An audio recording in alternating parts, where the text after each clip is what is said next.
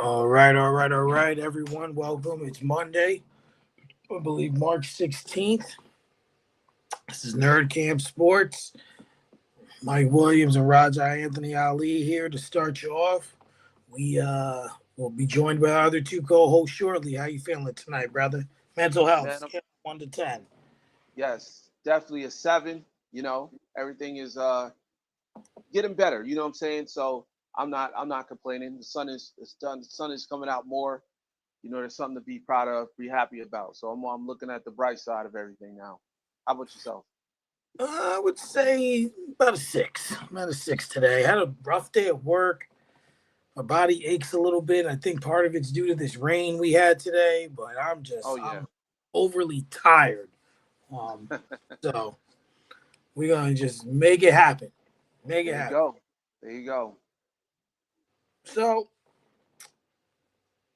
this one, we got a couple lighter topics, Hmm. but I want to start with Giannis. Okay. The Bucks are awful this season, and they've been ever since they won. They've been declining. In your opinion, should Giannis finally give in? He says he doesn't want to be traded, Right. but do you think he should be traded? Honestly, at this point, I think it's too late. Um, he had his opportunity this season to be traded, and I don't know what exactly happened. They had a deal on the table, then he didn't have a deal. And I also, I also mentioned before on the show, I said that I think Giannis should wait until the off season to be traded because he'll have more of an opportunity to go to the team that he desired. So I'm thinking more or less going to the Knicks if Carl Anthony Towns doesn't work out with the Knicks this season. I think they should replace him with Giannis. That would be a perfect, stream to just put in there without even missing a beat for their chance to go out there and win a championship. However, Giannis pretty much told everybody he wanted to stay with the Bucks, and he not only did it with his words, he did it with his actions during his trade deadline, and it kind of left a bad taste in my mouth. It made Okay. me upset because I feel like when you put yourself out there and you saying that you want to stay with a team, but then you giving out all these cryptic messages, you got to make up your mind. And I don't like that for Giannis because I respect Giannis for being a person that's loyal to the soil, but he also put out mixed messages throughout the whole thing. And he even trolled Shams. He went on Twitter and trolled Shams saying that his news is fake. So it just goes to show you that he's being very immature about this. And to be quite frank, I hope that he makes his decision and stays with it. So if his decision is to stay in Milwaukee, then damn it, retire as a Buck. I don't want to see you in no other jersey. I don't want to hear about you and the team. Just stay there. Just stay there. We don't care anymore. So that's my take on that.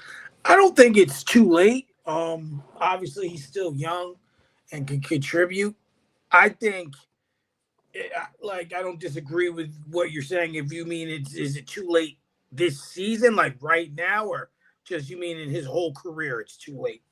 I think it's too late for his whole career because if he wanted to move, he could have been moved because he's saying that his championship window is closing, that his Mm. time is being reduced down to basically his final leg of his championship window. Now, with that being said, I don't mean to take over the show with this, but Oh, I gotta you're say this real quick that Giannis is starting to look like Joel Embiid with these oh injuries. he's hurt a lot. The only difference is at least he has a title to hang his head on.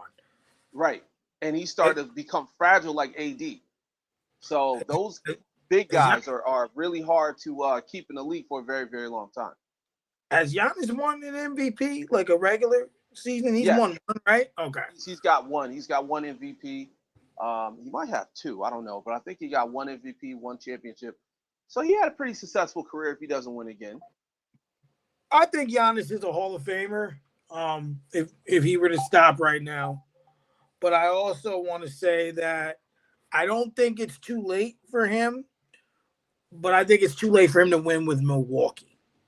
He did not like the move of them moving Dame Lillard out and bringing in Miles Turner. Obviously, that hasn't worked, right? Right. Um, so to me, I think it's too late for him to continue going down the road with the Bucks. I don't think it's too late for his career. But but like you said, you got to hang your hat on it, right? Because you Right. said you don't want to be traded. That's fine. That's fine if you want to stay loyal and you want to try and stay there and play your whole career there. No one will fault you. But if you want to win, you got to get out of there. Yeah. 2 MVPs, by the way. It's Two two, MVPs. okay. Yeah, 2 MVPs and a final MVP.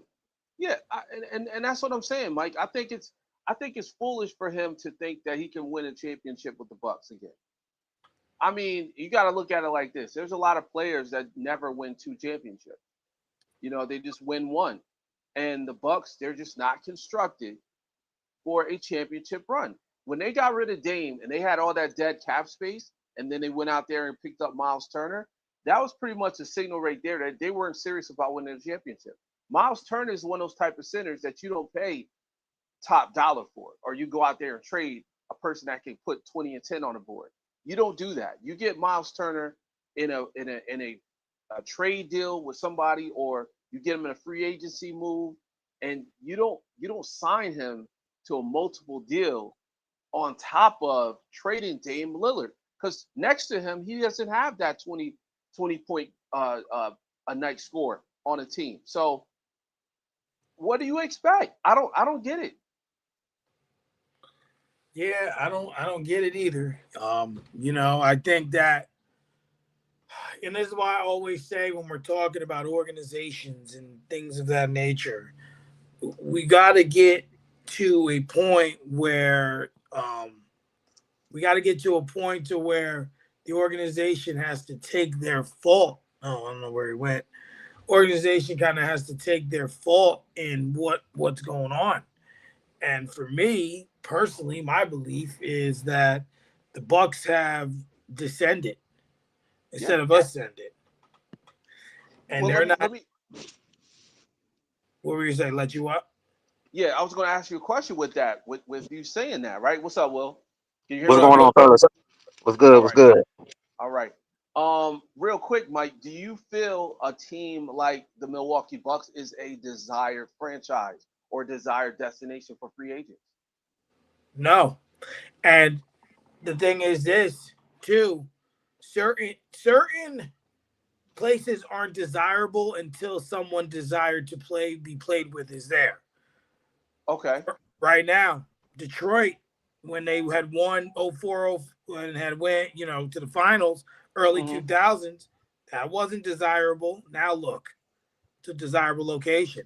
San Antonio, once, the big three were done, Timmy, Manu, and Parker. That was Right. very desirable, right? And now that they were a joke for years. Now look, they got a damn near superstar team there. You know what I'm saying? Like the chemistry makes all these guys look like stars. Right. So I would say that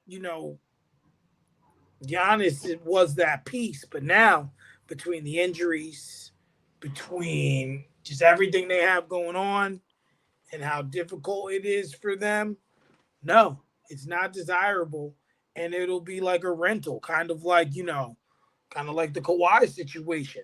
Kawhi was traded Mm-hmm. to Toronto, and Toronto took the risk, knowing he would only be there a year. Right. That he might not resign, and it's one of those. It's that rare situation. I can't recall another time in my time watching basketball. Maybe you or Will can, where a player was traded and they Mm-hmm. got that championship that year, or that year after, like, Right. that's the only time I can recall seeing that. So, um, I think if he wants to be traded, whatever, but if he's not traded, he's not. But he ain't gonna win another championship on Milwaukee. I can tell you that. Yeah, and that's the thing. It's like he's 31 years old. He'll be 32 next season. The injuries are starting to pile up, especially the lower extremities like the knees, the ankles, the quad. These injuries for a big man are very significant and very serious. So for somebody like Giannis, I would probably put him in the two spot for as far as saying that he's the leader of the team. I wouldn't put him as the leader because he's 31.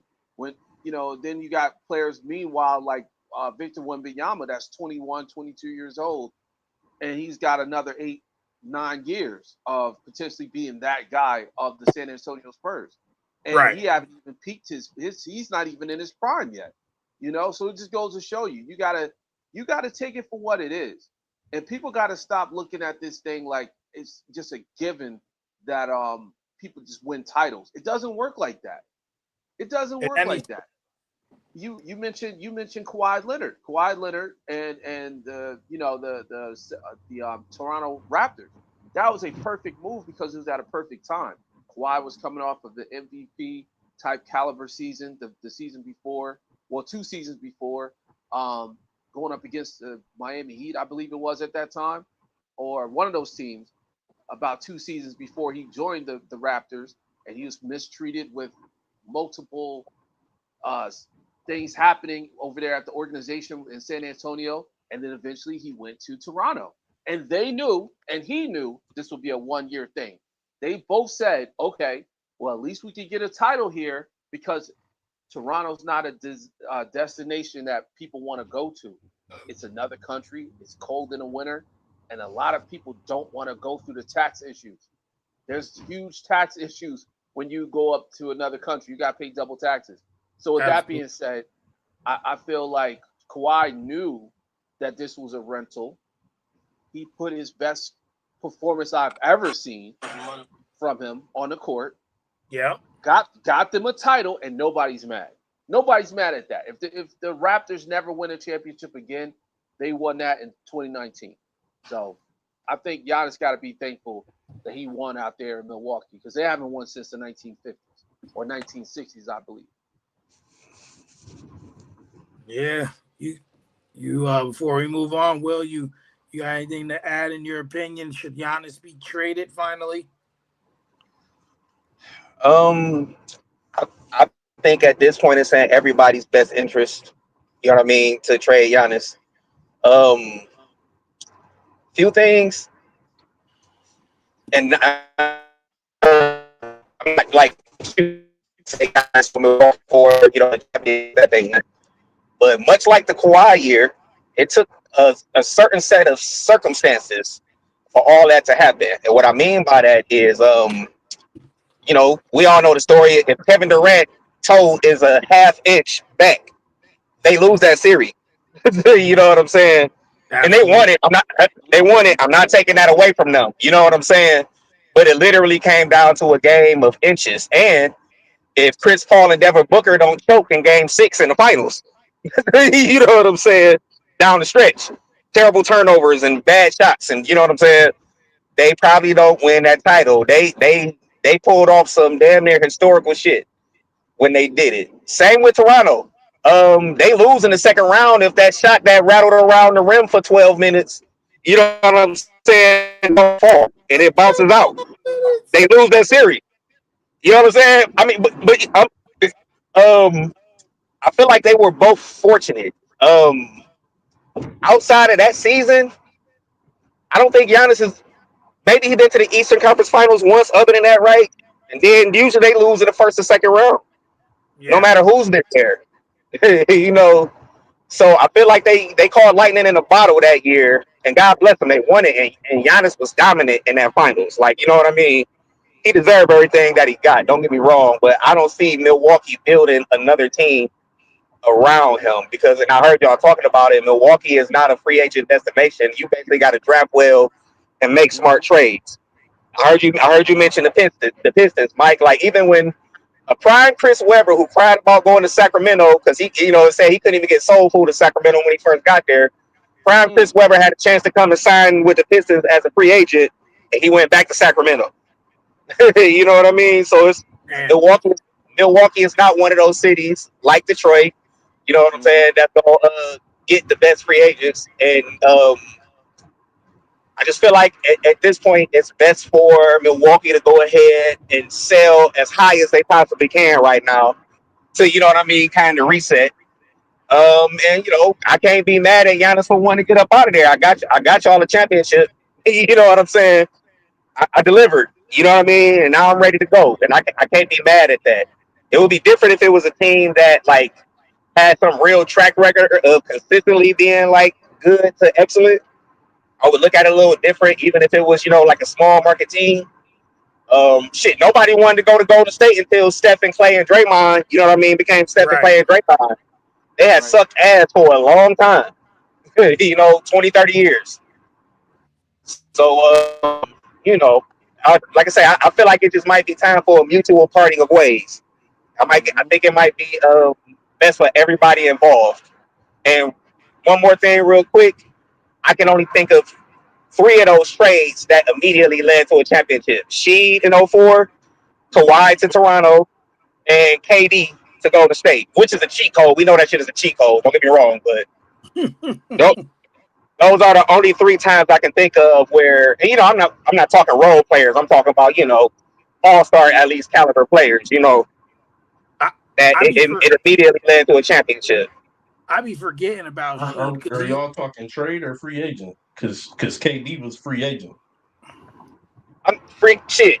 I can't think of nobody else that signed a free agent that won that first year. Brown and them didn't even win the first year. They won the second year. And I be forgetting. We were talking about trade. We were talking about trade.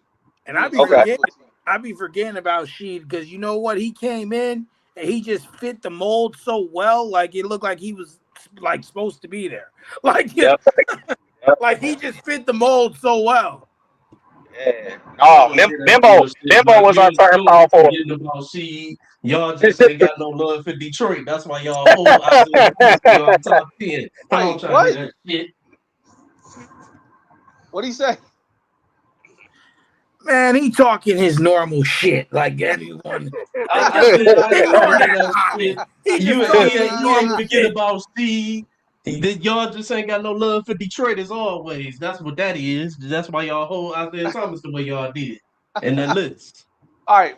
First off, Isaiah Thomas wasn't intentionally off my list. And I had him on mine, like 5. Like, man, what you mean? Exactly. So you said he wasn't intentionally off your list, which means you forgot about him, which is what y'all do to Detroit because you got no love. No, I didn't put Isaiah on that list because that top 10 I came up with was strictly off of the people I watched all the time. I didn't watch Isaiah Thomas until God, bro. Until that's why I said we gotta have better context to the list.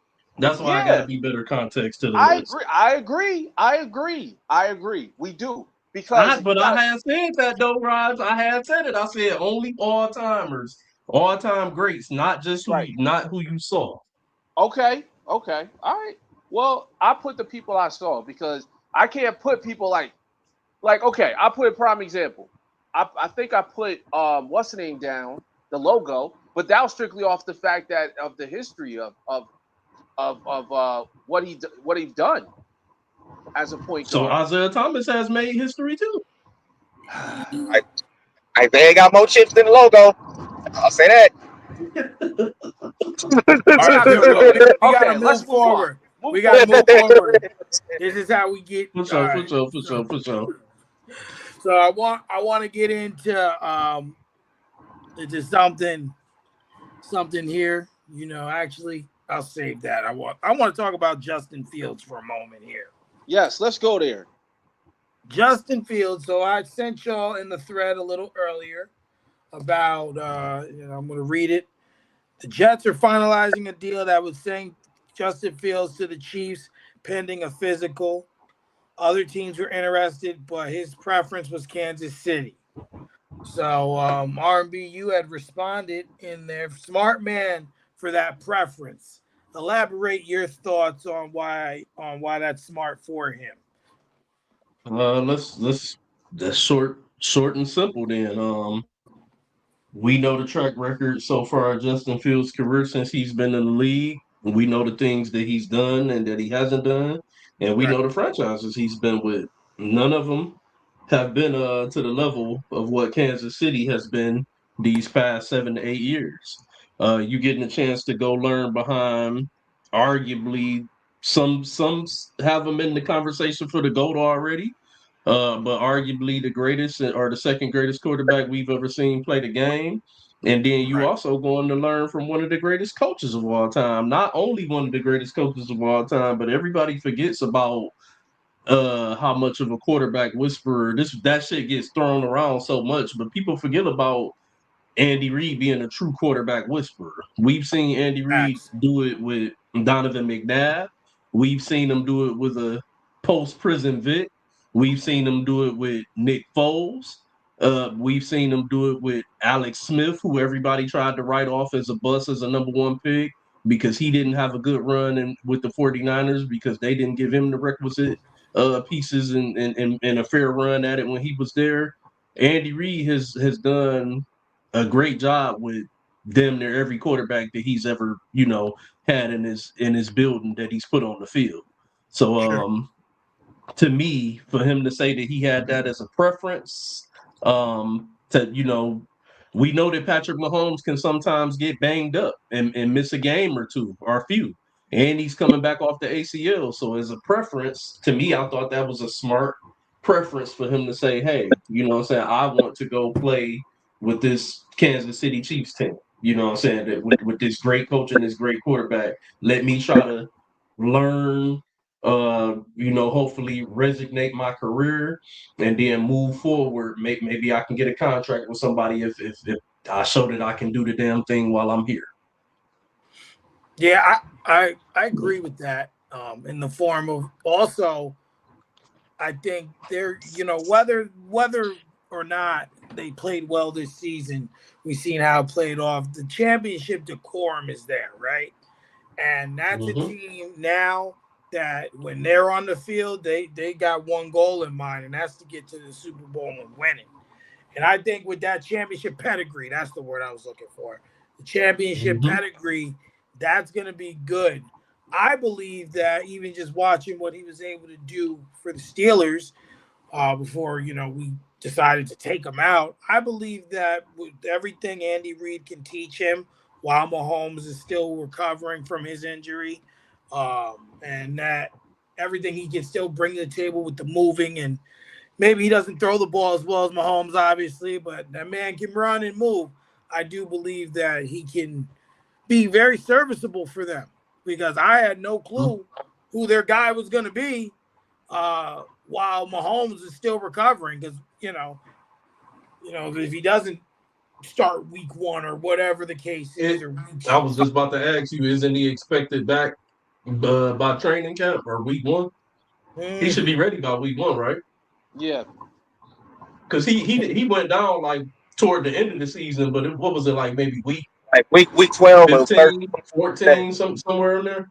Yeah. He missed like the last 4 games, right? Last 4 or 5 games. So yeah, something like he should that. definitely be in line to be ready by week one, I would say. It's saying that he's eyeing it, but there's no obviously confirmation. They don't want to say that, but at least there's someone there who they can kind of mold and get under their system. To at least even if he's got to play 3 games, 2 games, you go 1-1 in those games and get Mahomes, you're in a good position. So, what about you, Raj? What's your take on Fields to Kansas City? Man, thank God. I mean, I know it rained outside in New York today, but look, I was so happy. I was jumping up and down when I found out this dude was gone, out the building, checked out, whatever you want to call it. I don't want to see his ass ever again. I hope that Kansas City is ready and prepared for the failure they're about to receive if this man touched that field. Justin Fields was an absolute atrocity. And I'm not saying that to be hyperbolical, but I'm saying that to be honest. He threw 45 yards in one game. I mean, I had less. I was sitting there watching the game, and I had to really look at the stats and say, you know what? This dude threw 45 more yards than me, and I'm sitting here watching it. So it just goes to show you how bad this dude played.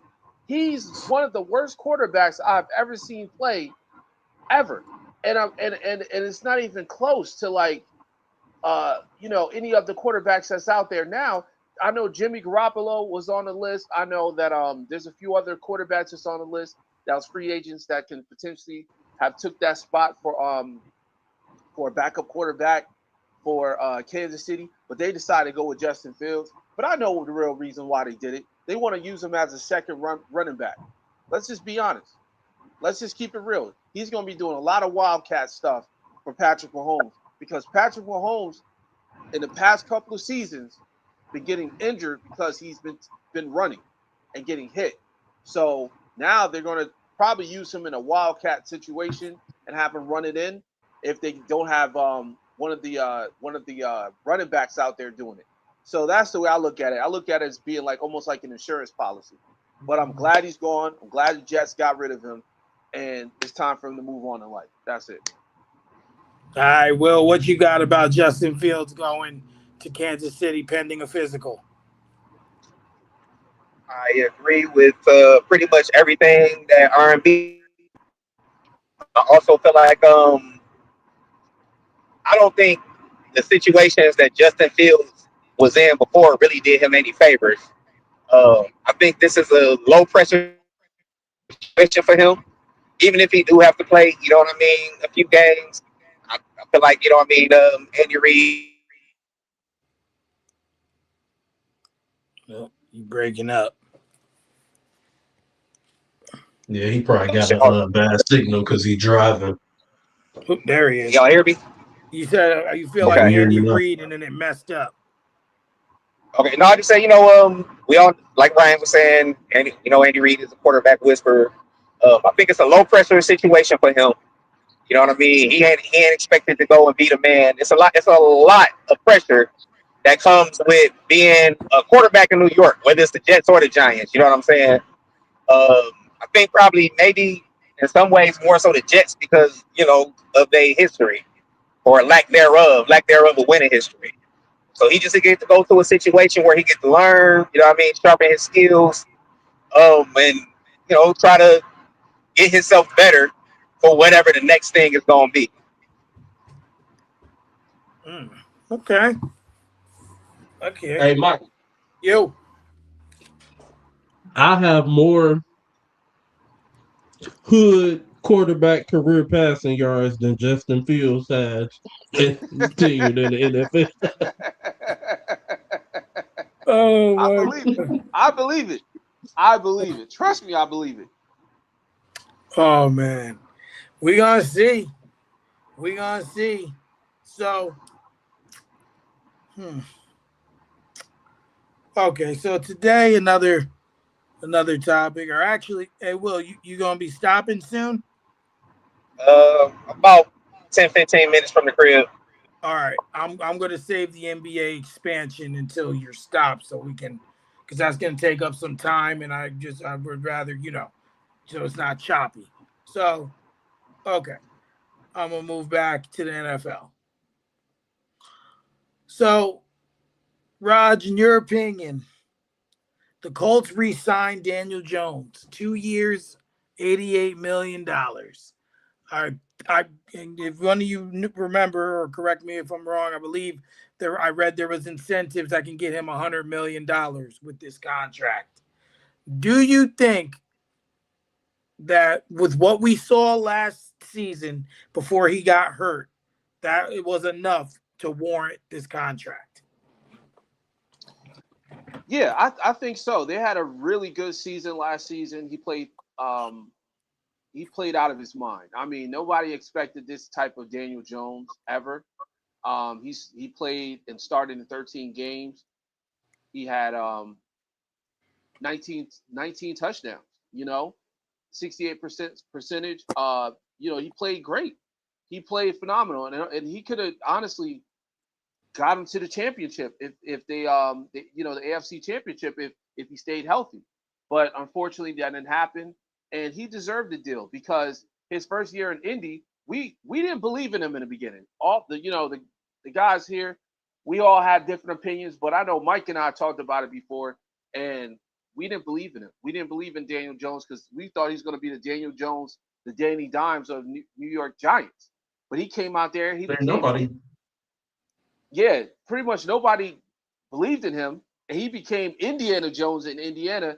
And I can honestly say that was the best thing for him to leave New York, go to a city that pretty much embraced him, welcomed him, and he deserves this type of deal, man. So shout out to him. Let's see what happens, but I think they can run it back. I really do. I think they can make some noise next season if they all stay healthy. So he was hurt. I think they went 7-1 before he got hurt, if I'm not mistaken. Yes. So R&B, in your opinion, was it? Let me double check. I feel like he played a little bit longer than that because it was a couple games where he had some stinkers, and we was like, "There go the old Daniel Jones."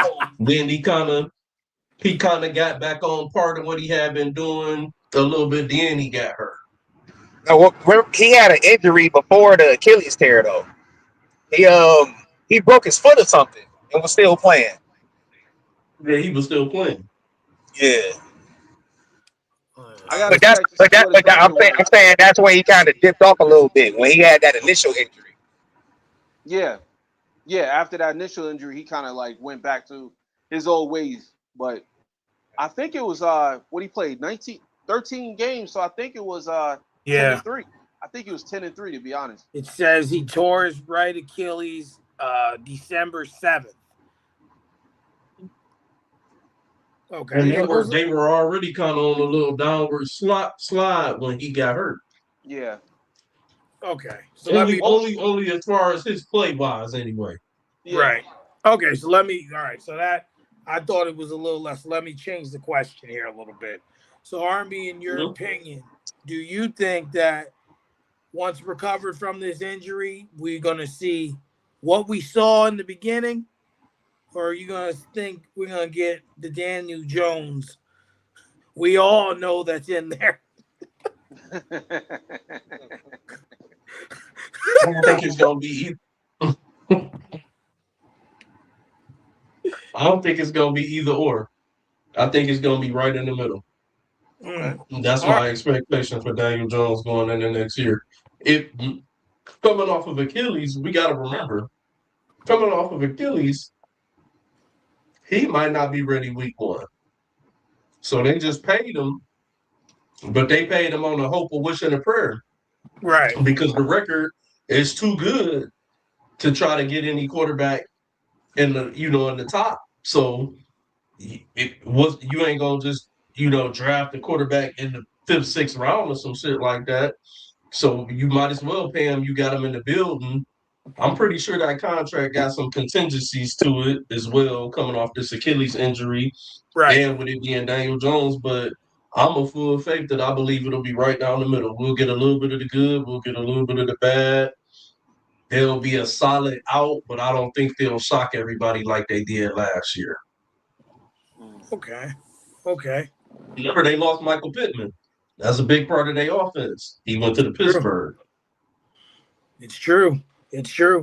Like, and there's that. And let's be honest too. Jonathan Taylor was a big part of their success last season. Yeah. That man was on just crazy. My point exactly, though. And they ran him into the ground. Normally, when a running back has the type of season that Jonathan Taylor had last year, there's a drop-off coming into the next year. Right. You see what Saquon did the championship year. Last year, Saquon wasn't the same Saquon. Nope. He had a couple highlights, but he still did enough to win my money in my fantasy league. So I'll give him credit for that still. So, Will, in this case, you got the Colts, right? And I'm looking at their division, right? I'm looking at that Texans defense, who will be back next season. I'm looking at Jacksonville, who, me and Raj have been on them since since Trevor Lawrence was drafted. And last year they showed that they're there. They've arrived. Like, to me, you go to the playoffs, you've arrived. In 13-4, you've arrived, and Lord help me, who's the other team in that division? The Titans, right? Titans. So Mhm. we know they're still in disarray. But of the three of those teams, do you believe the Colts have a chance to win their division? Think it's going to be tough. I don't think that they expect Daniel Jones to start the season. Um, what'd you say? Oh no, I think it was just some. Yeah, yeah. I don't think they expect Daniel Jones to start the season. I think they pay him to keep him in the building because it don't really make sense to go sign another quarterback. Anybody that like Kyler Murray didn't make sense for them. You know what I'm saying? So I would be curious to know if that second year on that contract, like what the guarantees on that are. Um, I think that they're gonna be, you know what I mean, looking up at Houston and Jacksonville next year. Um, I still need to see. Not that I don't believe in Jacksonville per se. I still need to see a little more out of them because you can't. We done seen a lot of teams, make the playoffs one year and the next year, you know what I'm saying? They drafting in the top 10. Need to see a little more out of them. Um, Again, not hating on them. I ain't saying they can't do it. I just, need a little more verification. Houston, we all know Houston probably gonna have the best defense in the league next year. At the very least, top 5 defense. Um, they just got to get the offense together and stay healthy on offense. So I feel like I don't want to say they punt it on next year. I think they trying to manage next year the best, to the best of their ability. But I really think they looking towards, which is part of the reason that they let Pittman out the building. You know what I mean? I don't think, and they being honest with themselves, I don't think they, feel like they're a Super Bowl team this year without a, healthy Jones. And then, Ryan, I think it was Ryan that was saying it about coming back from that Achilles. Like, you know, he a pretty athletic dude. But even we saw somebody like a Kirk Cousins who really ain't quite been the same, or it took him a while to even kind of get back to, you know what I'm saying, being steady, coming off that Achilles tear. So I think they kind of, punted on next year, and they, you know what I mean, planning for 2028 or 2027, I guess to say. Very, very, very good take. Yeah, no, that makes a lot Haven't of they sense. been mentioned with Kirk Cousins, Mike? The only thing I saw out there was something I read about him being a contingency plan for the Steelers if Rodgers didn't return. But I haven't I seen thought they. I anything thought I else. seen something about the Colts possibly having interest in him. Hold on, let me see. Let me see. Kirk I wonder if Cousins. he will have interest in them. This says here. This is just one of those things here. Raiders, the Steelers, the Colts, Mm-hmm. and the Packers. Which that don't make sense. Packers. That don't even make sense. Jordan Love do go down a lot. I say, yeah. Jordan Love does go down a lot. Do Yeah, y'all think Kirk Cousins, if somebody signs him, do you think that they could catch lightning in the bottle with him for maybe 1 year? Being that he came back off of the Achilles last year, got through the season, ups, some downs, and now should be fully healthy and ready to rock. I Maybe somebody get lucky and they catch him on the fully healthy season now that he's had a full season, after the Achilles. I think if the team has a good offensive line, it's Mm-hmm. a possibility. Because let's be honest, we seen Atlanta don't have the greatest offensive line, right? That's why Penix At is hurt. all. And then he comes in and he can't move. So without protection, you're gonna get the same thing. With some protection, with some time to throw the ball, to go through his progressions, I think you can get one good season out of Kirk Cousins. 28 touchdowns, 12, 13 interceptions at most, a couple thousand yards, 3,500 yards. And I think he can do something like that, but he's got to have protection or there's no point in signing him because he can't move. I agree. He's a pocket passer. He's somebody that I would want to see have another opportunity because I like Kirk Cousins. I think that he's one of the quarterbacks that is underrated, but also gets crapped on a lot because he's really been on some terrible teams. But with that being said, I think we can get one more season out of him. But it's unfortunate because there's not a lot of teams out there that needs that type of quarterback. I would say somebody like, even the Colts. I think the Colts should take a swing at it. See what happens. They took a swing at Rivers. They took a swing at Rivers. That dude was with his 13 kids, 14 kids, chilling in the crib. For the purposes of not irritating Mike and letting the show go on, I'll let that Kirk Cousins has been on some crappy teams pass. He's been okay. All right. I can give you a pass on that one, but we're gonna talk about that another time because that's some bullshit. We'll be wrapping back to that when he signs with the team. Because it'll be on the list. So during the last topic, you brought up Michael Pittman Jr.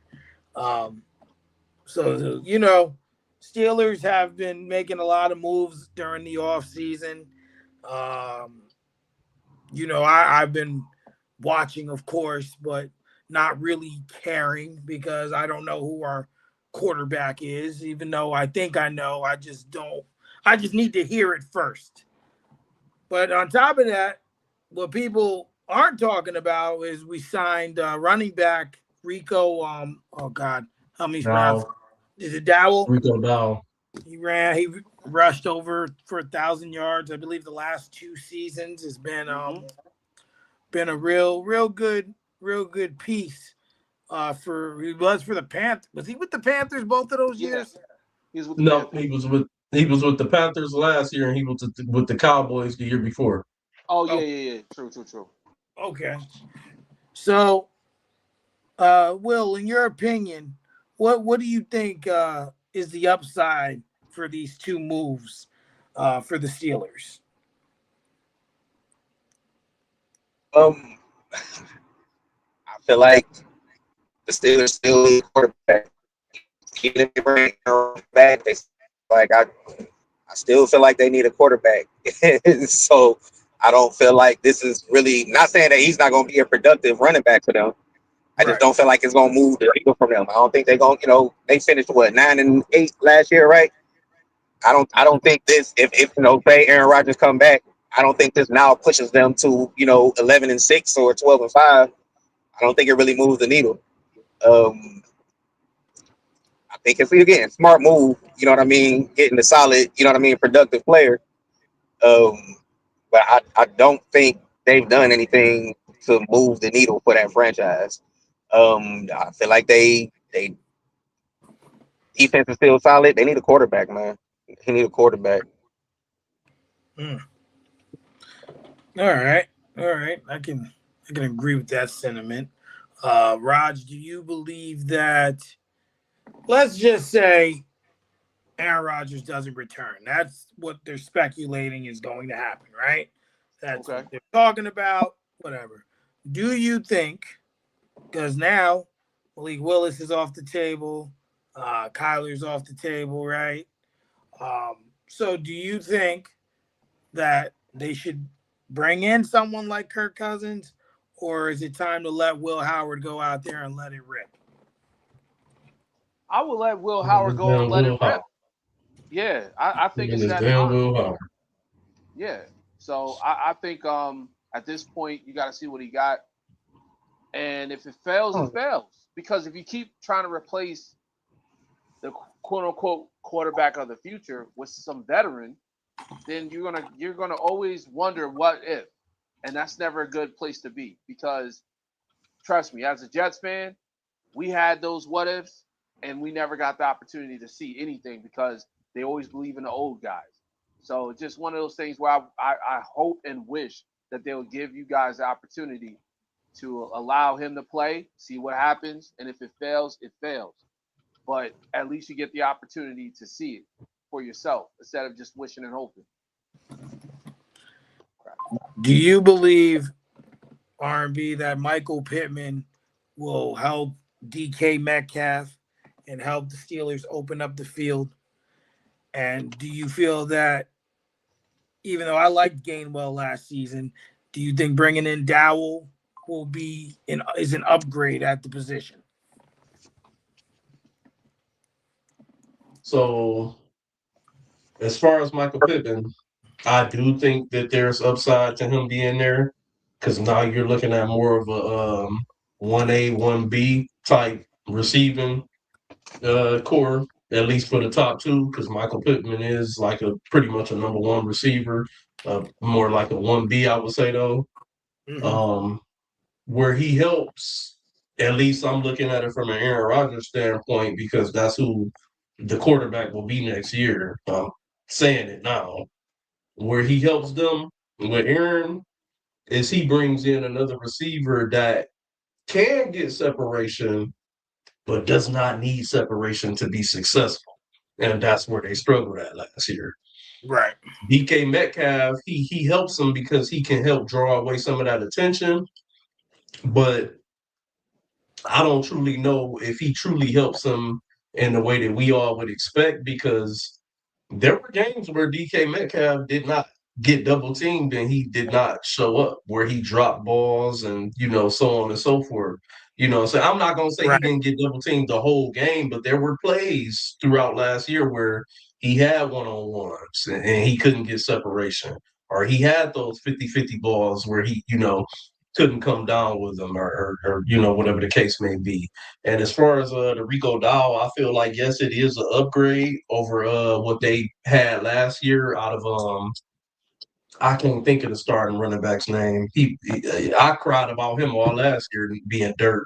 His best game just so happened to be against the fucking Lions, where we get a dude who couldn't even get 50 yards all year come to Detroit and get 200. Jay Warren? Jalen Warren, bum ass. Bum. Straight bum. He But was so bad. Gainwell, you're right about that. I like Gainwell. I think they kept Gainwell. He's more the spellback, though. Warren was the starter. This is what worries me, though, because as much as I think Jalen Warren is trash, the offensive line didn't do him any favors last year either. So it's hard to get a true dial on how good he could or could not have been when the offensive line was as bad as they were. So bringing in Dow will be an upgrade, but I don't know how much of an upgrade if you don't upgrade the offensive line. He can get you some yards off of just being more talented or being just a better running back, but how far does that really get you when you don't upgrade the offensive line? True. I think that, they're doing the move. They're doing a lot of other moves as well, defense and moving pieces around. And I think it is an upgrade. They're hoping that our two tight ends will be incorporated more. Darnell Washington and, oh gosh, can't think of the other one right now. Freiermuth, thank you. Pat Freiermuth. They're hoping to get them more involved, and with these two on the outside, hoping to make more of it. I think Aaron Rodgers does return for one more and then retires. But, until I know it, I feel like a lot of these moves were catered to get him back in and to justify the coaching hire, because a lot of people, a lot of other, I'm in a few Steelers groups as well on Facebook. It was not taken nicely. Like, it was not a hire anyone wanted. But this is where we are. They're going to do what they're going to do. My opinion, I think regardless of whoever's back there behind center, I think we end up kind of in that same boat, like Will's point. I don't think we'll get to 11-6 or 12-5, but 10-7, 9-8. That's where we'll probably end up, in my opinion. If they get the right lineman in the draft, or make the right move for the right lineman, and Aaron Rodgers come back, they're gonna win 11 games and win the division again. It could. I mean, listen, I think I read they got like 14 picks in this draft or something crazy like that. So to your point, if they make the right moves, the right things can happen. So One more thing real quick about Mike McCarthy that a lot of people kind of tend to forget. He's pretty good at building an offensive line as a head coach. That's always been, one thing that you can't name a spot in Green Bay or Dallas when he was there that they didn't get good offensive line talent when he was the head coach. Now, keeping that talent is a whole nother thing because, Green Bay went through a phase where, they kind of got bad, and so did Dallas after Mike McCarthy's departure, I feel like. But as a head coach, he's always been able to coach up a good offensive line. So maybe that'll bode well for Pittsburgh next year. We'll see. Absolutely. We'll see. We're not expecting much out of Cleveland, and probably Burrow will be hurt again. So it'll come down to us and the Ravens somehow, some way. The Ravens will do something to fail when they shouldn't. We'll see how that goes. So, so this one kind of shocked me. You guys let me know if it shocked you. Because I had seen rumors about it, but I didn't think it was actually going to happen, that Mike Evans went to the 49ers on a 3-year deal, I believe. I don't remember the money offhand, but R&B, I'm going to start with you. What's your take on this? And do you believe he can be healthy enough to help the 49ers get to where they should get what they've been to? They've been to 2 or 3 Super Bowls in recent history, a bunch of NFC championships, but just haven't closed the deal. Does Mike Evans help them do that?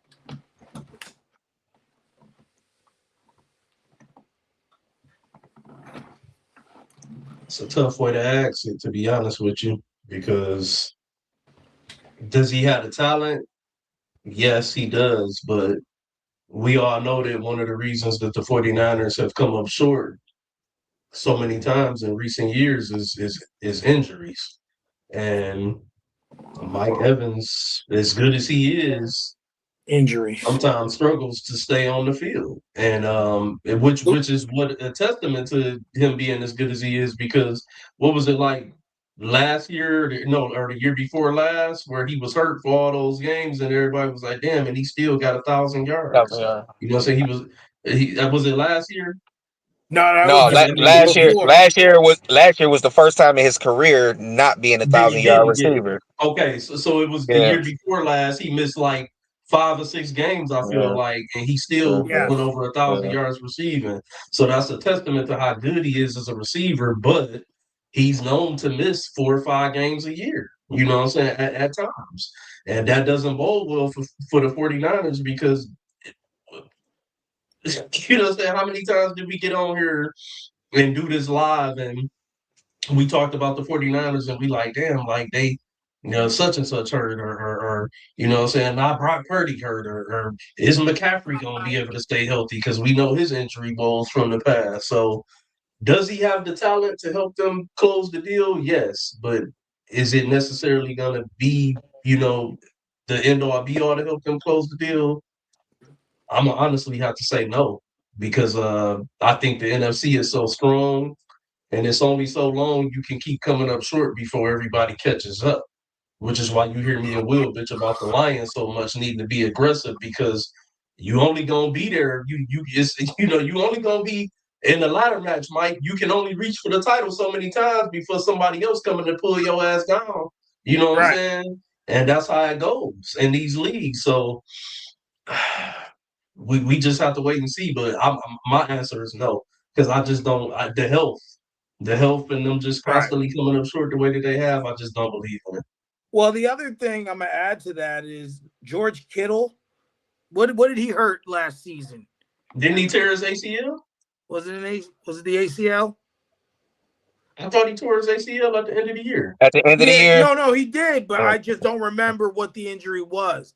It might have been his ACL. Let's just say for now, for argument's sake, so I don't lose my train of thought, he's torn his ACL because it just adds to my point. No matter what he hurt, him, Purdy has missed time as well over his career, including last season. I think it was like his finger. He missed like 4 or 5 games. Yeah, he missed like 4 or 5 games. And the defensive guy, Boza, I think he tore his ACL as well. And this is like they other defensive stalwart was out the whole year. Is it Drake? Is it Green? No, not Greenlaw. Who's their linebacker? The 49ers linebacker. It's at the tip of my tongue. Damn. Warner. Fred Warner. Fred Warner. Missed the whole year. And so, the fact that this team still went to, did they go to the second round before they got booted? Yeah, second round. Yep. To the second round is crazy. But to your point, they got to be healthy. And to me, when all your key guys are out at different times, you can't create a championship chemistry. Right.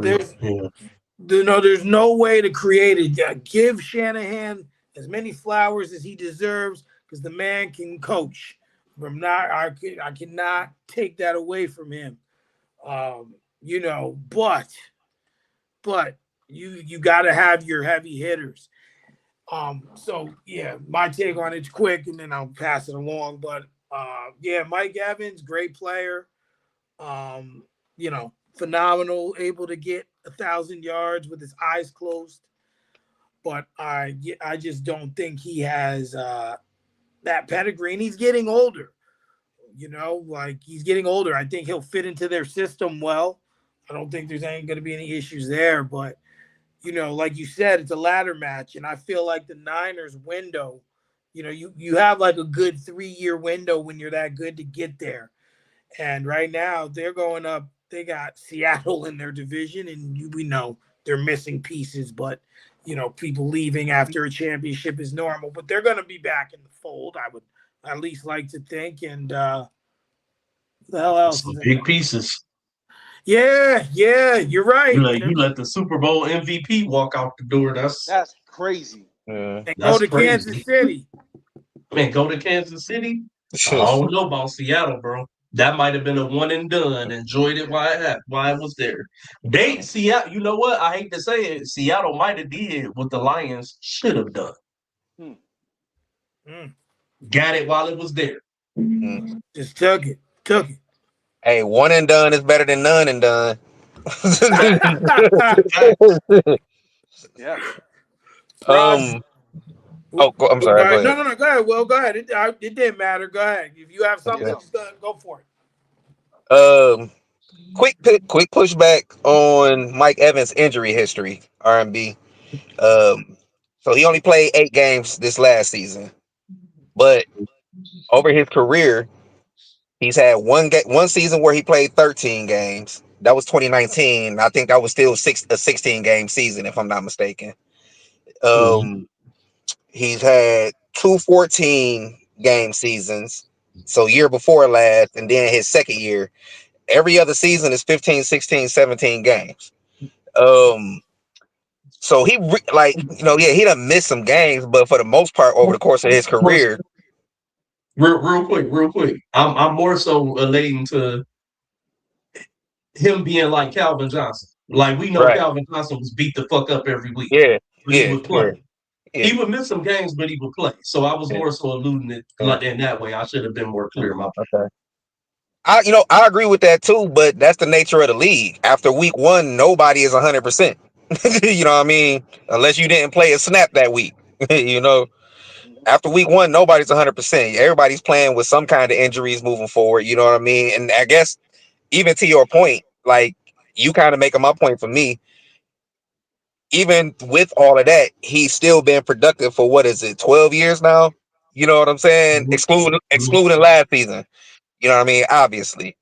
Um, I don't feel like I agree with everybody in regards to like the injury thing. You know what I mean? Hopefully he don't go to San Francisco and get that bad juju on him. You know what I'm saying? That they seem to have running through that organization. Right. Um, and again, to your point about him getting older, like shit. The older you get, the easier you get injured. You know what I mean? Because you compiling all of this over all these years or whatever the case may be. I'm not gonna say I feel like he's the final piece that's just gonna push them over the top. But it wouldn't surprise me at all if San Francisco find themselves raising a Lombardi. You know what I'm saying? Come the end of the season, it's gonna take for you know what I mean. Again, what hasn't been happening for all these guys to be healthy. Don't get me wrong, but it wouldn't surprise me. I feel like Mike Evans is a security blanket for Brock Purdy. You know what I'm saying? He's hopefully he's going to be for them what they were hoping Ayuk was going to turn into. You know what I mean? That big receiver that it ain't always got to be the best pass. You know what I mean? A lot of times you can throw them open when you find yourself in trouble. Because I feel like Purdy needs that kind of receiver. Especially with we still don't even know what's going on with Trent Williams. You know what I mean? Or whether he gonna be back or whether they gonna trade him or cut him or you know what I mean? And that's a big deal. So Pretty good. like I said, it wouldn't surprise me if they won the Super Bowl. It wouldn't surprise me if they missed the playoffs because of injuries. You know what I mean? Like it could be it's a big spectrum of what could happen for them for me. When I think about them in regards to this move and everything that's going on with this team. Hmm. Mm-hmm. What do you got to add to it, Raj? Yeah, I mean, I think with any organization, especially the organization like the 49ers, who's been knocking at the door for the past few years, and they're in a division that is stacked. I mean, they got Mhm. the Seahawks, they got the Los The Angeles Rams. Rams. You know what I'm saying? So they got some players and some teams in there that's like real serious. That's coming for that Super Bowl title. You know what I'm saying? They're coming for it. And you got to play hard and you got to win games every single night. So being hurt or being injured is no excuse. You need that backup. That's also the reason why they went out there and got Christian Kirk. I mean, it's like they got to go out there and find the best players they can get to put in the best situations and see where the chips fall at the end of the season. Now, is Mike Evans going to put up crazy numbers like he did out there in Tampa Bay? Maybe, but I wouldn't be surprised if he doesn't because we know what happens every single season with 49ers team. There's always injuries. So it's like if you don't have Brock Purdy throwing the ball and you got some random out there throwing the ball, he can't get those numbers. So I look at it like this: it's a great insurance to have. We don't know what the hell's going on with Brandon Ayuk. Either he's playing with the Didn't 49ers or they he's cut not. him? Or ain't they talking about cutting him? I don't think it's official yet, I but don't think it's it's basically official. understood he's never playing for the 49ers again. you Yeah, know. pretty much. Pretty much. He said he doesn't want to play for them, and I think they feel the same way. But it's like you need to have those wide receivers in place for you guys to win games. As far as a running back, you know, McCaffrey's great. Had a phenomenal season last season, but we know how it goes. He's always hurt. So it's like one of those things where you just got to see how it turns out and just hope for the best. And on top of that, to R&B's point, when we were talking about Taylor, think about it. He had a great year. Now, what you think's gonna happen this year? you know, Right. And even if he stays healthy, yeah, So that's the thing. Like, if you have a great year and you go out there and do the thing, get 1,000 yards or whatever, yeah, usually the year after that, you're gonna be, not as good or effective. yeah, yeah. Hey, I push back a little bit real quick. Not long, but I just push back a little bit on what Raj was saying. Mm. Me personally, I would be surprised if Mike Evans goes over to the 49ers and doesn't put up I won't say crazy numbers, but doesn't put up great numbers. And that's with or without Brock Purdy, because Kyle Shanahan is that guy that can't win a Super Bowl, but he's that guy. That's This true. dude schemes up. You know what I'm saying? He gets dudes numbers and yards, and his scheme is like, it's crazy. And it's like, we've seen him at this point. He's gonna have to show me that he can't do it with any quarterback that they bring in there. You know what I'm saying? In order for me to believe it, because I've seen everybody that has come through there uh since he's been there get the best out of their career. Right. And that's even with Jimmy Garoppolo, who wasn't as good as Brock Purdy or some of the other quarterbacks. What's the backup? Last year he played damn good when Brock Purdy went down. The one who Mac got Jones. drafted by the Patriots, Mac Jones. Mac He Jones, played yeah. better than I think Garoppolo ever did, but at the same time, I think Garoppolo had the best of his abilities or what he could do under Kyle Shanahan.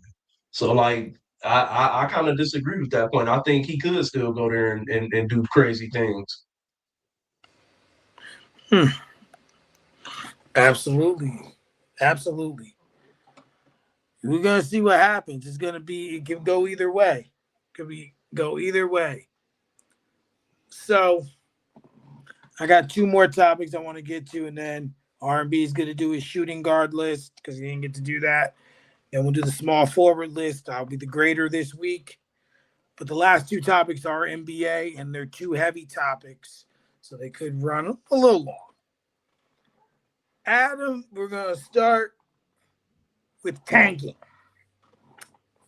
Recently, Adam Silver has said that he wants to get out of teams tanking. I have a few highlights here of some of the things that he said. Silver has stated at the 2026 Sloan Sports Analytics Conference that substantial changes are coming to the draft lottery system by next season to dissuade intentional losing. Stop the tank mandate. He expressed a deep concern about the integrity of the sport, particularly regarding competitive issues.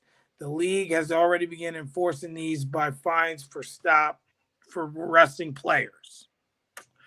Perfect storm. Silver acknowledged that the perceived depth of the draft has inducted mad rush for top lottery spots. While noting all options are on the table, including potentially separating team records from lottery odds, Silver has indicated he is incrementalist and will seek moderate rather than radical restructuring of the lottery. Focusing on ownership. Silver holds that ownership and management bear responsibility for ensuring competition, even as some arguing that the existing CBA rules make rebuilding a team through the draft an attractive option for struggling teams. Just a few pieces. I'm not even going to ask a direct question. I'm just going to give everyone the floor to kind of give, their statement on how you feel about what I just read and will any of this work? Just go ahead. Well, we haven't started with you. Or actually, Raj, we haven't started with you in a little minute. So go ahead. Real quick, I'm not going to be long at all. You'll never end tanking. I don't care what happens. They can do whatever they want, say whatever they want. That's a whole bunch of nonsense. Tanking will never end simply because there's 82 games in a season and there's 30 plus teams because they're going to add two more teams by the end of 2020s. And guess what? It's going to happen. As long as there's new prospects coming in, there's always going to be a team tanking. So I don't want to hear it. Just deal with it and move on. Okay, well. Ryan, you want to go ahead? Go ahead. I'm still trying to gather my thought on this one. I know you say you got to shake in a minute, so Yeah. I'm gonna try not to be forever on this, but y'all know I got thoughts on it. Um, I agree with Raj that I think you can get rid of tanking. I don't think the NBA is going to do what they would have to do to get rid of tanking. Because it wouldn't benefit them. It wouldn't benefit the owners business wise. Um, Tanking has been in the NBA for as long as I have been watching the NBA. You know what I'm saying? The Patrick Ewing draft. You know what I'm saying? It was multiple teams trying to position themselves for him, and we all done heard the frozen envelope story and all of the, you know what I'm Yep. saying, theories. You know what I mean? Conspiracy theories that go along with that draft. Um, the Spurs became the Spurs by tanking. You know what I mean? It started with David Robinson being injured. They were, like perennial contenders. But David Robinson had the back injury that season. Sean Elliott get hurt. Avery Johnson get hurt. They basically shut it down. And Hmm. fucking 40, I think a 38, 39-year-old Dominique Wilkins led them in scoring that year. Um, it's plenty examples of this over the years. But the difference now is there was no social media. And now the other part of this too is the gambling aspect. Now that they are promoting gambling, there are certain things that don't pass the eye test. It just don't look right to a lot of people in regards to this. So I don't really feel like they care about tanking so much as they need to present, you know what I mean, the image of everything being on the up and up and fair and, you know what I mean, honest or whatever the case may be. I feel like it's more about that than the tanking itself. Again, as long as it's been an NBA, it's been teams and franchises and front offices that took advantage of the rules that were in place in front of them. Red Auerbach drafted Larry Bird the year before he even fucking, you know what I mean, went into the draft because you could do that then. You know what I'm saying? So whatever the smart teams and the smart front offices and the smart owners, they figure out how to play by the rules that are in front of them. You know what I'm saying? And taking advantage of that. People was mad at the Miami Heat for the Heatles when everybody else was putting together cap room for 2 players. They put cap room together for 3 players, and they got 3 of them. You know what I'm saying? However you feel about it, they play by the rules. When KD went to Golden State, I don't know if y'all remember how all of that happened, but they had just negotiated a new CBA, and it was supposed to be all a big jump in the salary cap, and the players union wanted to like kind of gradually over a few years, you know what I mean, add the money, and the owners was like, no, you know what I mean, no, we just gonna let it jump next year. That's how Golden State ended up signing KD, because otherwise that shit wouldn't have happened. You know what I mean? Like, it's a lot of times these owners are trying to figure out a rule to save themselves from themselves, essentially. You know what I'm saying? Right. So the ones, you got the small market owners that's mad that the big market owners, you know what I mean, got more funds to spend. My thing is, why buy a fucking sports franchise if you can't afford to put into it what you need to put into it? You know what I'm saying? And then you got the small market teams that's like, well, fuck it, we just gonna tank. You know what I mean? Which puts out a poor product. It's different for the Lakers or the Bulls or the Knicks of Boston because they got a certain kind of following and history. When when you the perpetually awful, and I know they having a good season now. They on the come up right now. Charlotte, you know what I mean? Or like I feel like they are just trying to figure out how to solve more of an image issue than a competitive advantage issue. And real quick, because I'm gonna go ahead and let Ryan go. When I say I feel like they not gonna do what they need to do in order to stop team from tanking, I understand why they do it the way they do it with the lottery and all of that. In my heart of hearts, if I wish that they would get rid of the draft and make it an open market for rookies coming out, for rookies coming into the league, because then you get rid of tanking. Teams are not going to lose on purpose, because if you're a top-notch rookie coming out, you don't want to go to those team that's ass. You know what I'm saying? That's probably not in your best interest.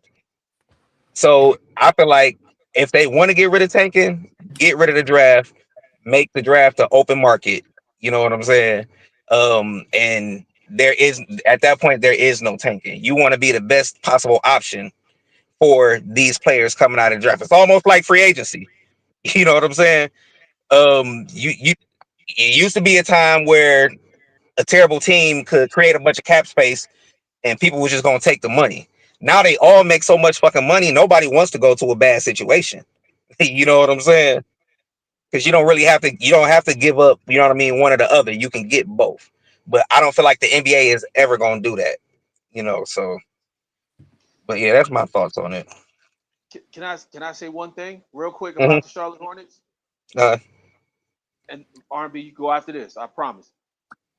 I You think good? tanking worked for them for the Say that past again. couple seasons. I think tanking worked in their behalf because for the past 3 seasons or 4 seasons, they've been tanking since LaMelo or a little bit before LaMelo, and they got LaMelo, Brandon Miller, and they got Con Knipple. All 3 of those players are franchise players under pretty much rookie contract. Or I think Weston got an extension. LaMelo got an extension, but the two out of the 3 under rookie contracts, and they could potentially go to the Eastern Conference Finals this season.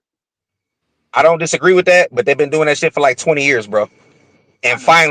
finally it's working. I Yeah. Tanking don't guarantee you nothing. Tanking don't guarantee you So, anything. right, right. That's And, true. and he just gave a perfect example of teams that we've seen in the past tank, like San Antonio and stuff like that. So like, you know what I'm saying? It ain't the first Right. time it's, ever worked or Right. whatever, but I can't even really say that it's fully worked for them because like you said, it's been taking forever and this is not a for sure product. Like you say you think that they could go to the Eastern Conference Finals? The Hell yeah, Hornets? yeah. I don't know, man. We had to revisit that one, but I think they're I'm gonna be honest. 17, I agree. 17 and 3 since the All Star break. I ain't buying it, but I'm just not. I'm just not. I'm not subscribing to it yet. I need more. You need more people. I like that team, but I don't think they ready to, whether it's Detroit, Cleveland, I don't even know if they're ready for ball. Like playoffs is different, man. Playoffs is different. So that's a whole different beast. New York, like they would have to go through a couple of, you know what I mean, teams to, because Yeah, they seventh, I think, right now in the East, 6 or 7, something like that. Yeah. yeah. So yeah, Um, they on the but come up, but I think they're a year or so away. I agree with pretty much all of the sentiments that you guys put out there. But I'm a take it a different angle slightly. I think Adam Silver just trying to sound good. Hmm. I think he's just trying to sound good because all of the noise. He know they can't end tanking. He full of shit. Yep. He just trying to sound good because he's Adam Silver. That's all that shit is. Nothing more, nothing less. Like he, you think he don't know which? Come on, man. Like, come on. Like this shit be like. You think we really think that you don't know what's going on and who doing what and y'all ain't having conversations about this shit. Like, let's be real here. That ain't even no conspiracy theory shit. That's just real shit. We know this. So like you just trying to sound good, bro. Like that shit not about to happen, man. They not about to, you know what I'm saying, stop these teams, from ultimately tanking. Like it's it's a great area because you know what I'm saying, people say it's a lot of noise coming up around the injury shit. You know what I'm saying? Where we seeing players miss games and sit out and shit like that, Mhm. and they're saying that they're hurt, but it's at a point now where it's like, okay, what's really an injury and what's y'all just saying something is an injury to allow a motherfucker to sit out.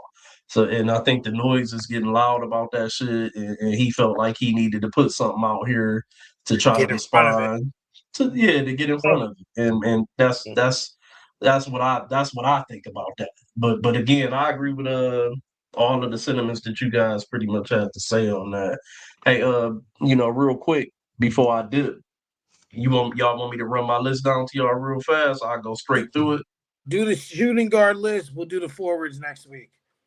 Yeah. Yeah, That's yeah, fine. yeah. It's not like For there's sure. any rush to get to the forwards, so. Yeah. And I'll let y'all grade it or whatever, or let me know what y'all think about it or whatever the case may be. You know what I'm saying? But All right. real quick.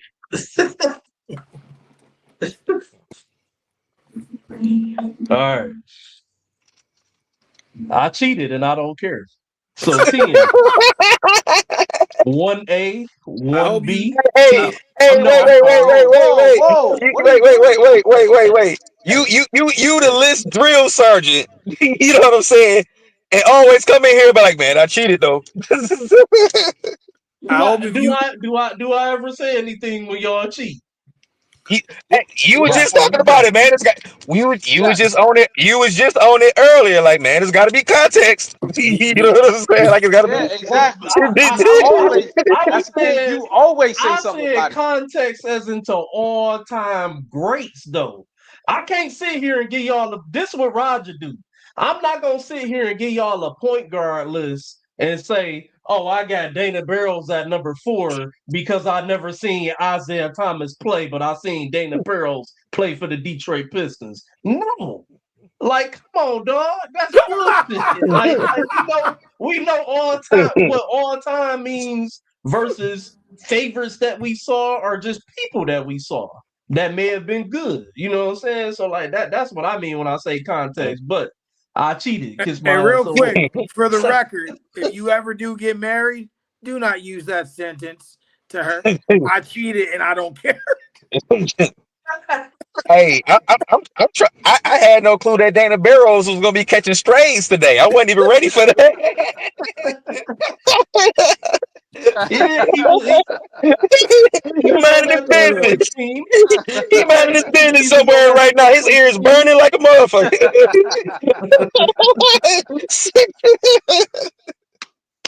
So look at 10A, 10A, 10B. I have T Mac 10A, James Harden 10B. Number 9A, Reggie Miller 9B, the Iceman Gurdon. Number 8, Ray Allen 8A, Joe Dumars 8B. 7, Clay 7A, Manu 7B. 6, Clyde the Glide. 5, The Answer AI. 4, Jerry West the Logo. 3, D Wade. 2, Michael Jordan. Yeah, I said it. I said it. Number 1, Kobe Bean Bryant. Kiss my ass so much. I'll see y'all next week. yeah, sure, later. You All get right. an F for me. You went in for me for putting Jordan. Oh, you know, hey, he went in on me for putting Kobe and Mike 1A and 1B, and then he gonna put Yeah, Kobe number 1. Ain't that a bitch? and Don't the thing worry. is, he has He so just many gave different. he just gave me a week to rebuttal it. That's all. So take it down. You Exactly. know, because Exactly. that shit is an S for that alone. If there was anything lower than an F, that's where we was going. He said that shit, saluted. See you next week. Click. Yeah. And my thing is, he went in with a list that's got like 15, 20 people on it. I was at the top 10 and you got 20 people on it. If that's the case, then let's make it a top 20. Word. Yeah.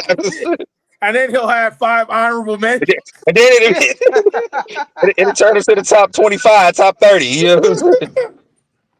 Easily about 15, One 20 thing I people. want to do, and I don't know how y'all feel about this, because it's gonna take a lot of time and dedication, but it's something I think would be kind of fun to name our top 50 players of all time.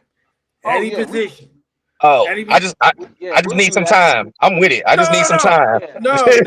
Yeah, no. We don't because that's something I'm thinking for like the summer, like when like it's Yeah, real Yeah. dead. It'd just be something we can do. Like Yeah. we can do yeah, 10 a week, you know what I'm saying? right. But Yeah, you yeah. know, but that'd Exactly. just be something fun to do. So all Man, right. But there's man, one more top. Oh, go ahead. What were we gonna say? I was just gonna say, like, I got 100 ideas for NBA stuff we can do. You know what I mean? Like, we can do general managers, we can do Yeah. trades, we can do conspiracy theories. You know what Yeah, I'm saying? We can do shooters, we can do dunkers. yeah, You know what I'm saying? We can do NBA fights, we can do dunks. yep. It's, you know what I mean? It's a million The different top list is 10 lists endless. that Yeah. we can do. You know what I'm saying? With the NBA. Absolutely. So I got one more topic. We're coming up on an hour and a half. This probably gonna take a little time, but it's okay. So as Will had sent earlier, and I had seen it earlier in the day, just the work was a mess, so I didn't get to send it. Was that the NBA is looking to expand? And I just want to pull it up. I know one of those teams was Seattle. Was the other one Vegas? Yeah. Vegas. Seattle Vegas. and Vegas. Hmm. So now we know this has been something that's been talked about for a while. First of all, they should have never took the team out of Seattle in the first place. I agree. It should have never happened. First of all. That Second was of criminal. all, oh, terrible. There's some great stuff that happened in Seattle. Like I even kind of vaguely remember it as a kid, just Mm. you know. And then Vegas, I don't agree with, but I don't disagree with. You mean you got a football team there, so why They're gonna have a not? baseball team there too soon, and they got Yeah, a hockey team. The A's moving there. Well, A's moving there. The Oakland is that the Athletics? Oh, No, The Oakland A's, yeah, they moving Yeah, to the Vegas. I Athletics. think in 2028 or something like that. Can I ask you real quick? I don't want to get you off track. no, you're What good. what it what is your pushback on having? Is it just the NBA or is it professional sports in general? I just just sports in general. I don't know. To be honest, I don't really have a reason for it. It's just I just don't like it. Maybe it's the gambling aspect, kind of how you alluded to it. It's like now Mhm, it's there. Like it's mhm. just too much for me. I'm not against it, but I just don't. I'm not for it either. It's Okay, like I get it. I get the meaning behind it. In Vegas and bets and everything happens in Vegas, stays in Vegas, things like that. But I'm not for it. I'm just not. I'm not against it, but I'm not for it. okay, Uh, but we know. I know. I understand business as business right. first. So we know that they're going there. My question, and this is kind of more of an open forum, there's really no direct question in here, but it's how now who do you move to the East? Minnesota Mm, Because Timberwolves. now you're gonna have you'll have 17 Western Conference teams Hmm. mm. and then 15 Eastern Conference teams. So Hmm. you have to move somebody, Three and options. then It's of I three course agree. options. your Yeah. thoughts of course your takes on just the expansion potential in general. But you said the Timberwolves move. Yeah, But I think I think the Timberwolves move there because they're more east than west. And their team is kind of like in the Midwest, but it's closer to Chicago than it is Denver, you know. Yeah. So if you ask me, I think Minnesota moves over and maybe even what's the name too. You move over the Memphis Grizzlies. Memphis Grizzlies technically is East Coast. you can only move one though. Yeah, you only need to If move you gonna one. keep balance, 16. If it's gonna be 32 teams, 16 per conference, you can only move one. You only need to move one. Yeah. Well, they probably gonna move Memphis then. I think they move Mhm. You Memphis. think they'd move Memphis before they move Charlotte? Yeah, because Memphis, to be Charlotte is honest, in the East already. New no, Charlotte's Orleans. You think about New Orleans. Oh yeah, Char- that's yeah. You think New about the Orleans. Pelicans. yeah. The Pelicans, Formerly the Charlotte Hornets. right? That's why they keep moving the names and the towns or in the cities. Like, okay, so yeah, New Orleans. You think they move Memphis before they move New Orleans? Yeah, It could. I mean, but you have to move somebody, right? So, yeah. what are you It's guys' thoughts on the expansion in general? I love it.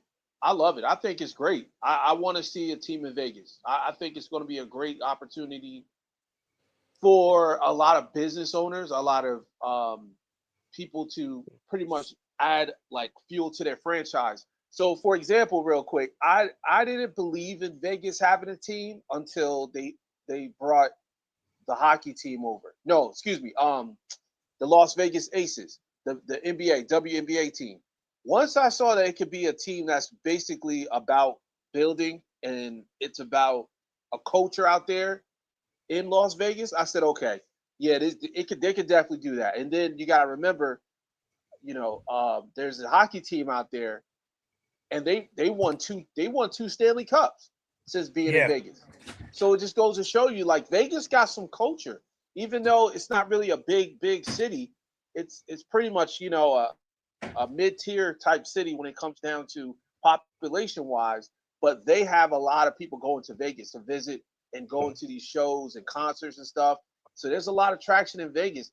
And last but not least with it, I think Seattle needs a team, of course, but also it kind of puts a stop to these owners that's trying to build casinos around their franchise. Because if you guys don't know, that's the reason why they traded Luka Doncic. They traded Luka so they could tank and move the Dallas Mavericks to Vegas. The owners out there, that's the owners that's owning the Dallas Mavericks, are, I believe, casino owners in Las Vegas now. I believe they own the same casinos. So it just goes to show you that that'll put a stop to it if they can go and open up that team out there in Vegas. And yeah, I love both of those teams. I Yeah. love both of those cities for teams. Give the Mavericks back to Mark Cuban, please. Yeah, give the Mavericks back to Mark because he didn't want to get rid of him, but there was too much money on the table. Well, okay. Thing is, part of that sale of the Mavericks was that they had intentions of building a new Mavericks arena Mm-hmm. around a casino in Dallas, but it was all contingent on these laws getting passed in Right, Texas allowing for right. casinos. Um, in regards to what team gets moved to the east, like it, Memphis, geographically, Memphis and New Orleans are farther east than Minnesota. That's true. But Memphis and New Orleans are easier to reach. And this, I ain't taking credit for all of this. I was reading an article earlier that was kind of explaining, like, you know what I mean, the differences between the three teams and what, it would entail for any one of them to move to the Eastern Conference. It's easier for New Orleans and Memphis to reach the three Texas teams. Think Phoenix, and like it's like seven teams that it will be easier for them to reach. You know what I mean, in the Western Conference when it comes to the logistics of creating an NBA schedule. And Mm-hmm. Minnesota is kind of in the middle of nowhere, outside of Chicago, Milwaukee, and Detroit. They ain't really close to nothing. Right. You know what I'm saying? That's a fact. Don't really matter to me which team moves east because they've been talking about this for a long, long time. And for the most part, the conversation years back was that Minnesota would end up moving in east in the event of all of this. Again, I ain't gonna harp on some of the points y'all made for too long that y'all made already for too long. Criminal that Seattle ever lost their team. Um, not just because the culture of the Sonics, but the city of Seattle has such a rich basketball culture and history. Mm-hmm. You know what Mm-hmm. I'm saying? Um, that team should have never been taken from Seattle. I don't really have a problem with Vegas in part because even before like the online gambling and all of this shit, NBA players was gonna go to Vegas and gamble anyway. You know what I'm True. saying? And if and whether it's LA or Miami or Chicago or New York or Cleveland or Memphis, as we done seen with Ja, or you know what I mean, Houston or whatever, if you wanna be out here and find your way into some shit, that's just what you're gonna do, no matter where you at or what city you in. So I don't so much have an issue with the gambling aspect of it. I understand why, a lot of people do. But shit, it was, point shaving scandals and all kind of shit well before the NBA's had a footprint in Vegas, Mm-hmm. so just so not being in Vegas don't necessarily stop that kind of thing from Not, happening. not at all. Facts. Facts. Um, I am excited for it. Most of my NBA watching life, I've been watching. Well, early on, I saw when Charlotte and Orlando and Miami and Minnesota and then Toronto and Vancouver a few years later. Like I watched all those teams get added to the league. I'm really curious to see where it takes the NBA because I feel like with the way that with this new CBA and the first curtain, second curtain, all of that, we are really kind of seeing that outside of like a OKC that just drafted crazy well and traded crazy well over all these years, and now they got a fucking 2K roster.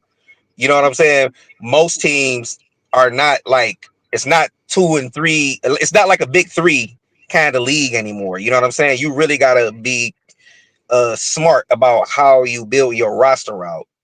It's not as top heavy as it used to be. And now with two Right. more teams coming into the league and them doing, you know what I mean, a draft, you know what I'm saying, and taking players from teams, I'm really curious to see how that affects the league because I saw how it affected the NBA. They brought 6 teams in I think in like 5 years. So they went from 23 teams to 29 teams just like that. In the 80s, even the teams that weren't like necessarily in the playoffs, they still had dudes that could ball. Like, you know what I'm saying? And Right. then when they added those 6 teams, the rosters kind of thinned out some over the course of the 90s. I feel like the NBA is more talent in the NBA right now than there's ever been. And that's not me necessarily saying like the greatest players are head and shoulders above, you know what I mean, the old school all-time greats. But I think the eighth, ninth, 10th, 11th player on the roster today is a lot better than the eighth, ninth, 10th player on the roster in the 90s and in the 2000s. So these teams are going to be able to kind of build solid rosters out of the gate. You know, they're going to have restrictions on a salary cap. They ain't going to be able to use the whole salary cap or whatever. But I'm curious to see, you know what I mean, like how these teams kind of start from scratch because the last team that we had come into the league was when Charlotte, initially the Bobcats came in Podcast. 2004.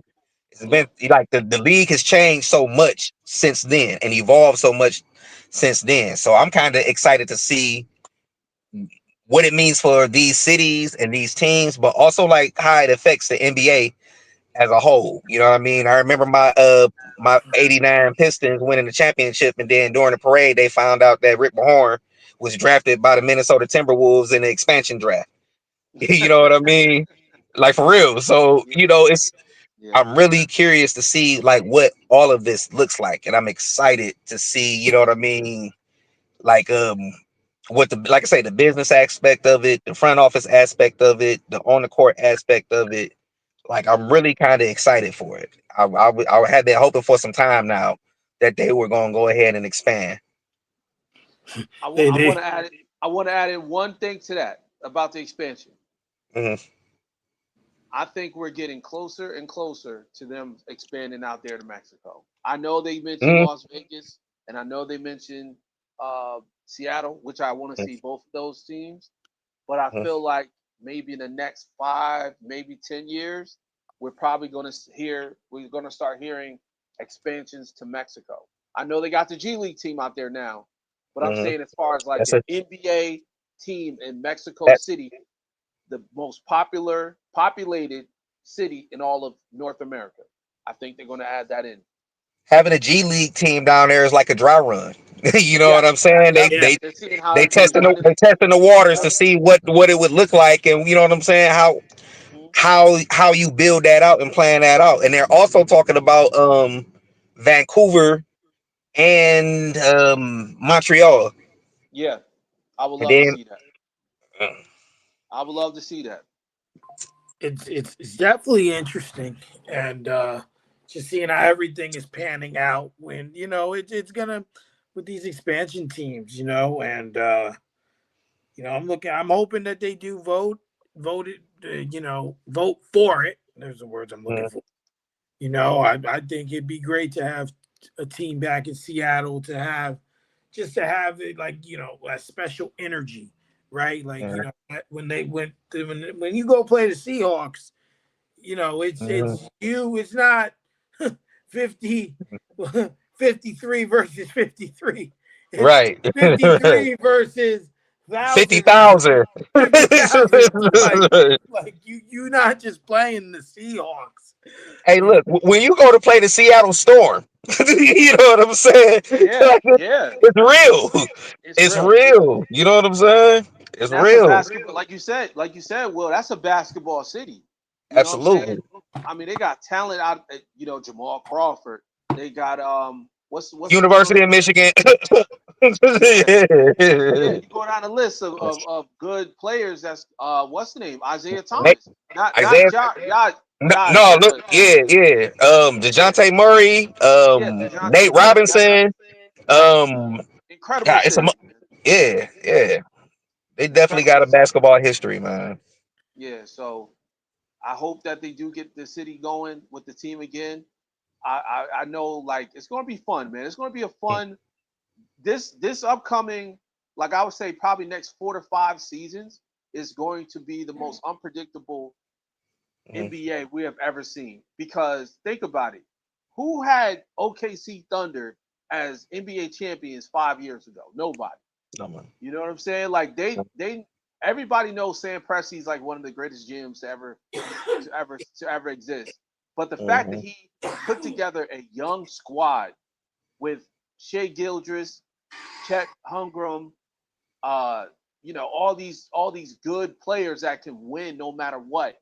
Jalen Williams, like all these kids that's young. I'm saying kids because they're younger than me, like much younger Yeah. than me. But these young men that's going out there putting up crazy amount of numbers, and they play as a team, they play as a system. There's nobody better on that team. Everyone's playing the same. So I think it's great, man. I love the direction that the NBA is going. Um, and the last thing I'm gonna add to that is I feel like like I said, the international markets are gonna start opening up because there's a lot of potential there. There's a lot of potential and a lot of money. So I feel like that's the next step. Quick question. yeah. Yep. If a Silver hit you up right now, say, hey, look, it's your call, not Seattle or Vegas. Whatever Mhm. our next team is going to be, whatever our next city is going to be. If it was your call, your choice, where would the next expansion team be outside of Vegas and Seattle? I would go international. I would even explore Canada more, you Mhm. know, because even though we watched the Raptors up there for the past couple years, couple decades, excuse me. I think they have an untapped market in Canada. You got to look at the talent that's up there. You got Jamal Mhm. Murray, you got Shea Gildas Alexander, you got all these Canadian players like Nimhard. The list goes on and RJ on and on. Barrett. RJ Barrett. Like expand, go, keep moving forward. Because even though I know they're focused on a lot of other markets, and they're like, they mentioned Europe, they mentioned Africa, they mentioned all these other leagues. How about we keep going towards Canada? Go grab some teams up there. Like I would move to Montreal. I'll move the team out there to, well, they did Vancouver. Vancouver pretty much didn't work, but I would do Montreal this time. I'll do an East Coast team. Do Montreal and see how that works. Because Montreal is a beautiful city. I've been out there plenty of times. They speak English, they speak French. It's an amazing market, man. It's an amazing market. So that's where I would go. I think Vancouver didn't work because they had terrible ownership. The people Oh that they, yeah, cause yeah. The remember ownership they was ended up selling that trash. team like right after they moved or right before they moved to Memphis.